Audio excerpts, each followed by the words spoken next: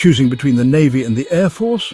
It's like picking between two epic adventures, each with its own perks, challenges and totally different vibes. Let's start with the Navy.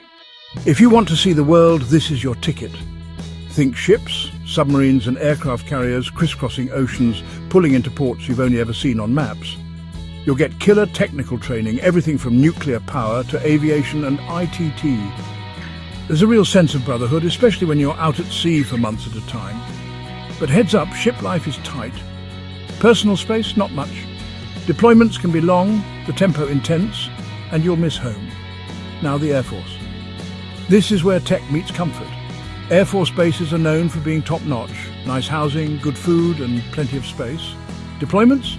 Usually shorter and less frequent. You'll get to work on cutting-edge technology, especially if you're into aviation, cyber, or intel. There's even a path into the Space Force if you're dreaming big. The catch? You might not travel as much unless you land a special role, and because so many want in, competition for the coolest jobs can be fierce. So, how do you pick?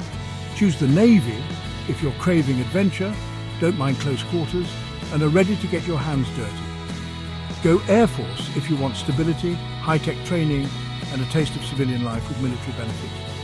Bottom line, there's no bad choice here, just the right fit for you. Do your homework, talk to recruiters, and picture where you see yourself thriving. Navy or Air Force, it's your move.